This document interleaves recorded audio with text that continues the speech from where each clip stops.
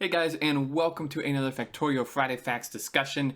And this one is actually pretty exciting. So there's a fair bit to discuss here.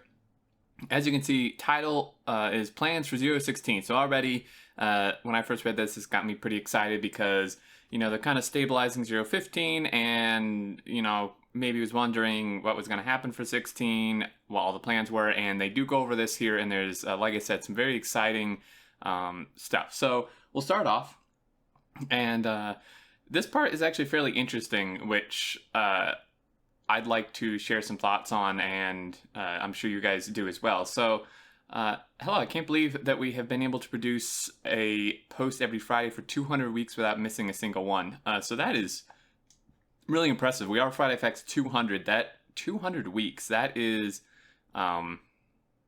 that's a lot. That's almost a year. I think there's, 256 weeks in a year, give or take? I may have just totally messed that up. 56 weeks in a year, isn't there? Yeah, sorry, not 256. 56 in a week, I think. Or in a year. I'm so confused. All right. Anyway, so a couple years worth. To be honest, I'm not sure if this isn't the right time to pause for a while to avoid being this kind of show that gets worse and worse over time until it's so bad that you want to take your intestines and strangle yourself with them. But people in the office convinced me with arguments like Friday Facts is the only good thing we have, so we probably have to continue for a little longer. This is kind of interesting, potentially a little concerning that they say this, because, I was reading the forum, post for this, as always, and the replies, and same with Reddit, and the community very strongly voiced the fact that they do not want Friday Facts to end, and I would completely agree. I was really taken aback when I read this, because Friday Facts, I think it's really important. Personally, I don't think that they are getting more boring or anything. In fact, every single week, I look forward to it, not just because of doing the video, but just reading it and seeing what's happening and stuff. And I think, honestly, if any of the devs are watching this, I know some do sometimes, this, guys, is part of what sets you apart from all these other game developers, I think. They'll maybe post an update every once in a while with a little snippet of something that, it's kind of meh. But the Friday Facts is I think it really is part of what sets the Factorio devs apart from all these other game developers, because, you guys, they give such insight, really, and kind of a view as to what's happening behind the scenes, which is really unique, and I think really, really important, honestly. And the community loves it. I love it. I would actually be extremely disappointed if these ended. Now, of course, if the devs, just have no inspiration whatsoever to write them, then of course, you don't want to force it. But honestly, I don't think they should end at all. And they're definitely not getting more boring. They're not getting worse or anything. Each week, every Friday, is really exciting because of the Friday Facts. And also the part about Friday Facts is the only good thing we have. I think that's entirely not true at all. Obviously the game is fantastic, and all the continued development is fantastic, and the new features, everything that is coming out, and each update is fantastic, and the Friday Facts is just a bonus on top of that to kind of see behind the scenes. So, I don't know, this really did take me back when I read this. I was like, whoa, where's this coming from? Because, I haven't ever seen anybody complain about the Friday Facts. Maybe, I don't know, maybe the devs are losing inspiration to write them or something. 200 weeks, yeah, there's 56 weeks in a year. I don't know what I was blabbing about in the beginning. Or 52 weeks. I don't know. Ignore me. Anyway, this is a couple years worth. Without missing one, I can see how that is maybe quite a lot, but they do seem to kind of switch off who writes it, so I would feel like that would kind of ease things a little bit. Anyway, yeah, so there's that. Let's move on to 016 plan, written by Kovrex. So our 016 Trello card list is long, probably too long. It contains 80 cards. Many of them have a similar history as this one, which is quite interesting if we look here. So this is the Spider-Tron, which is mentioned multiple times in the past and kind of just kept getting pushed farther and farther back, which you can see here. The history back in 2015, Kovrex added the idea. He joined this card. Kovrex moved this from ideas to 013. This was back in 2015. Moved this card from 013 to 014, so it got pushed there. And then Thomas moved this card from 15 to backlog, so it was going to go in 15, and now it's not anymore. And then moved this card from backlog to 16, which I'm, based on what's mentioned farther down below, I kind of doubt we'll get it in 16 either, which, I mean, it's really cool. A lot of people want it. I would definitely not complain if we had it, but kind of in comparison to the rest of the things they discussed further down in the Friday Facts, honestly, I wouldn't really be that upset if we didn't get it. There's other things mentioned below that I personally find far more exciting. But anyway, so, you know, they have a lot of stuff they move around and things. I mean, that's, I think, pretty natural. Not everything can make it in.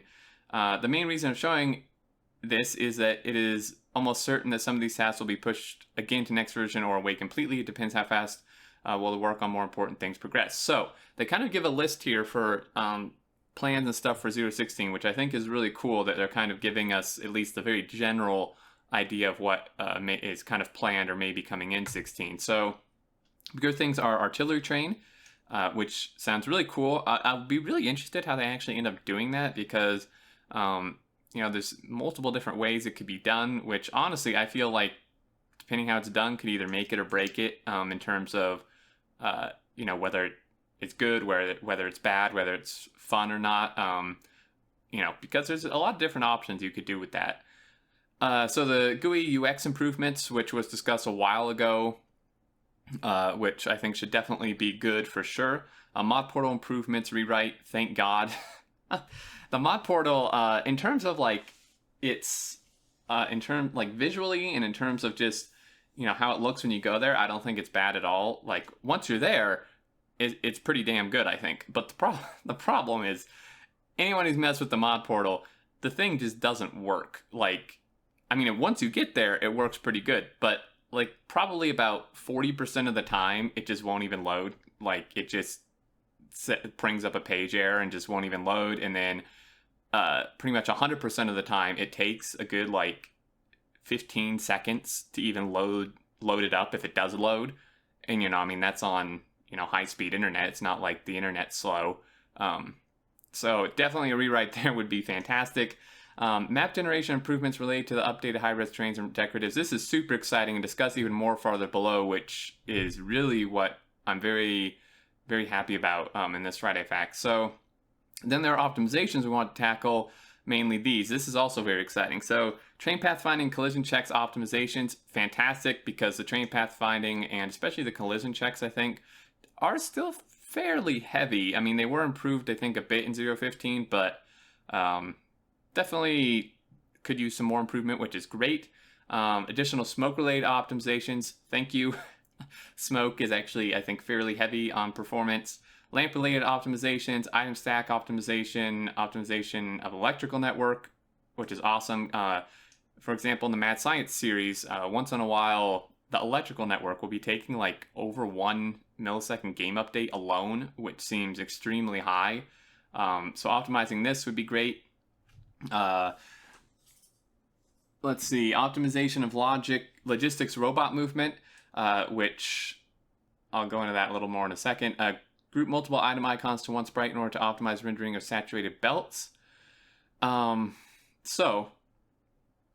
Anyway, this one, the belt optimization, last night we were having some issues with our Mad Science stream and desyncs and stuff, which is funny because it was like we were on 1530, which was supposed to be like the first stable candidate, and we had like tons of desyncs. But anyway, our seeding came in to kind of help and figure out the desyncs and such, and we talked a little bit about the robot improvements, and I don't want to go into much detail because I'm not sure if I mean, one, it's definitely not guaranteed. These were just ideas he was throwing around, but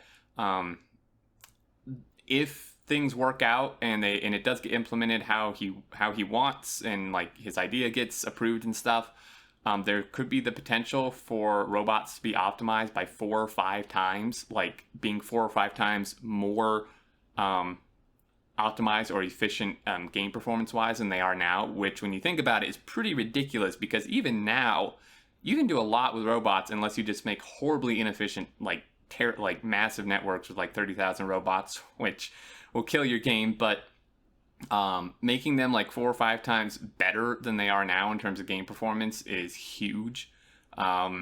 So that is potentially good news. Again, this is definitely not guaranteed. I don't want to give the wrong idea that this is something that's, you know, definitely going to happen, because like I said, it was just ideas he was throwing around.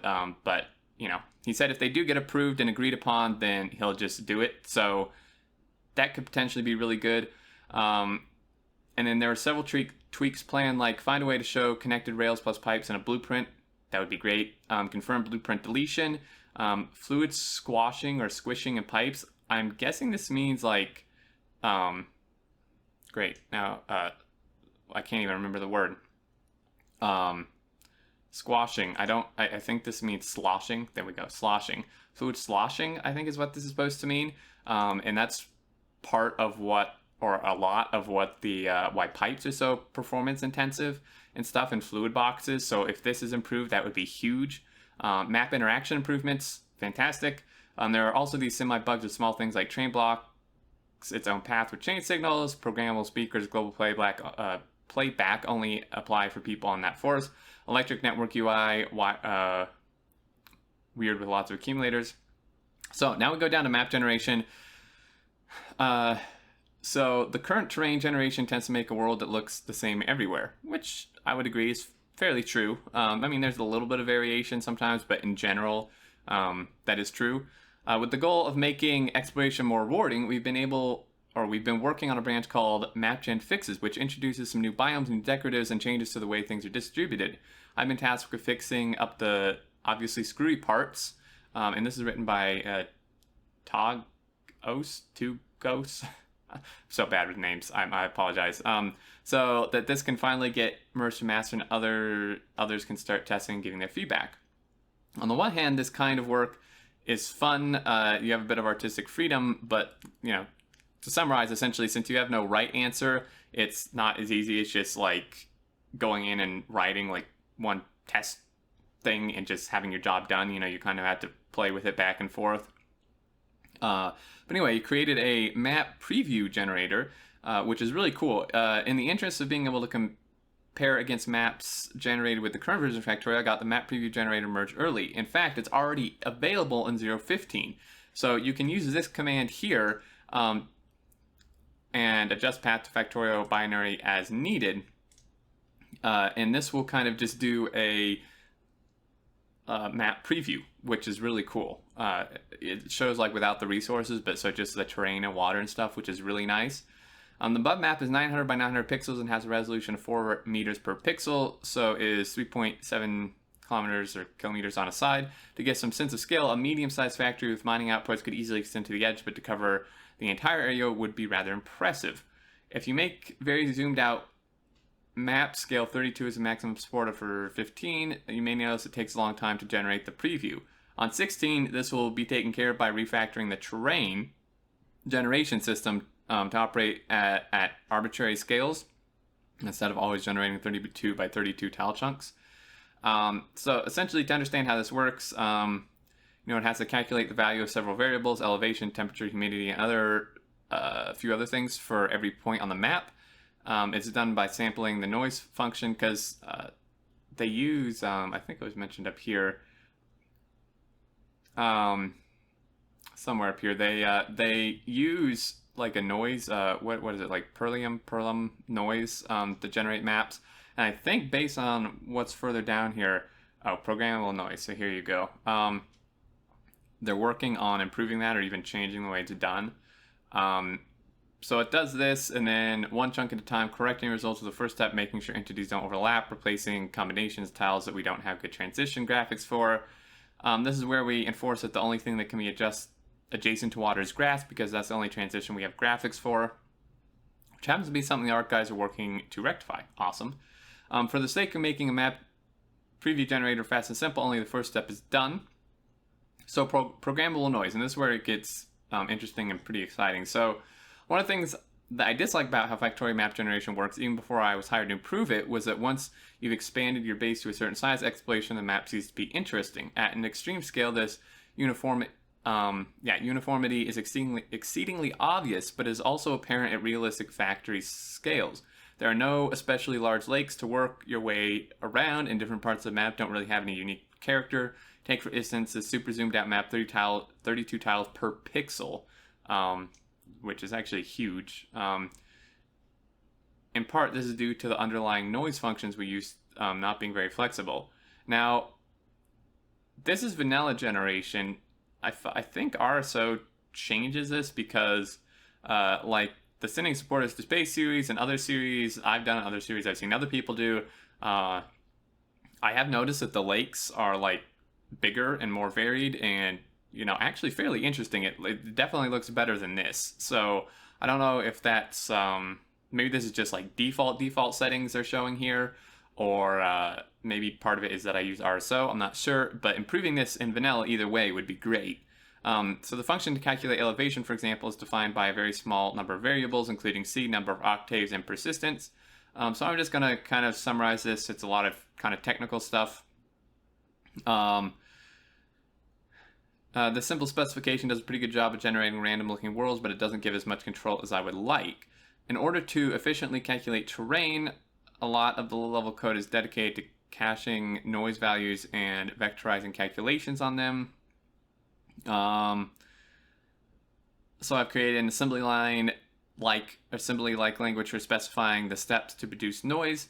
Take basis noise at a certain scale, divide it by persistence, add in basis noise at another scale, and so on. This approach is super flexible, but the assembly language is not very nice to read or write. A longer term solution will be to allow building noise functions from Lua code, which will have the side effect of making the system hackable by modders. And this is the first part that's really cool. If they do this, that will allow modders, I think, to have much more ability to change and mess around with map generation and stuff, which that alone would be really great. I mean, I can only imagine the ideas that some modders will have to do with that, which will be really, really awesome. And then this is actually, for me, one of the most exciting parts of the whole Friday Facts. Abstracting high-level aspects of terrain generation out of C++ code opens up a lot of possibilities. Some ideas. Larger scale features that are modulated by distance so that the starting area remains relatively flat and predictable, but you find seas and larger continents far away. Sounds cool. Ridge. Some large scale noise produce linear features like mountain ranges or rivers. This is something, again, I don't know if they're just throwing around ideas, if this is something that could be possible, even if just visually.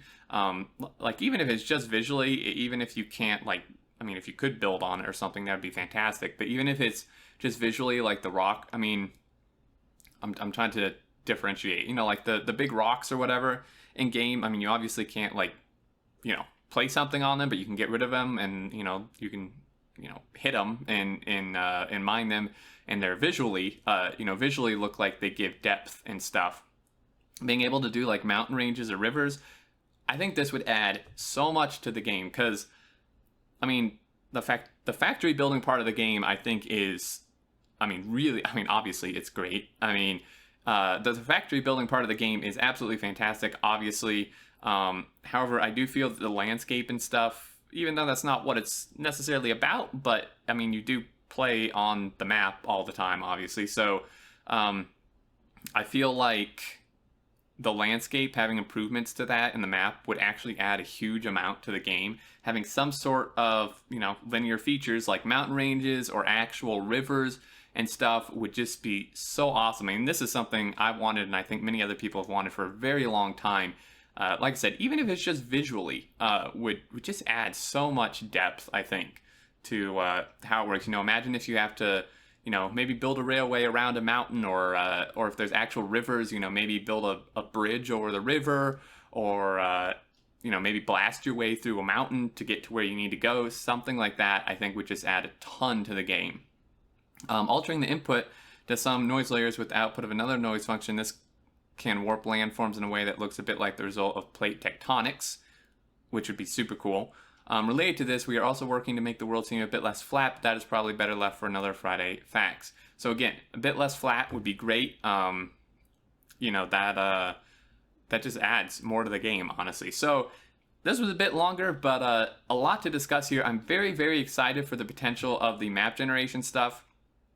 For me personally, I'm actually more excited for the map generation and changes and such like this than I am for like the artillery train and stuff. I mean, don't get me wrong, that's going to be super cool, but you know, like when I kind of look at the game as a whole and I look at, you know, combat and factory building and logistics and then like terrain and the map, to me, the terrain and map is what's lacking most. I mean, combat, even the devs have said it could use work, but combat isn't really what the game's about. And I mean, again, obviously, you know, having like a perfect, you know, obviously like visually stunning map isn't really what the game's about either. But I think that would add to the game a lot, even just bits like again, mountains or hills or rivers or just making it less flat somehow. To me, that's actually the most exciting part, more than this other stuff. I mean, optimization's absolutely fantastic. I'll always take optimizations, but yeah. So I'd love to hear what you guys think in regards to all of this, and please excuse my embarrassing screw up in terms of weeks in a year at the beginning. I don't know how many times I got that wrong, but anyway, so that's gonna do it for this one, guys. As always, love to hear your thoughts down below. Check out the forum post for this down, which is linked at the bottom here, and share your thoughts. Same with the subreddit. And yeah, that'll do it. If you enjoyed, feel free to leave a like. And until next time, I look forward to seeing you all, and do take care.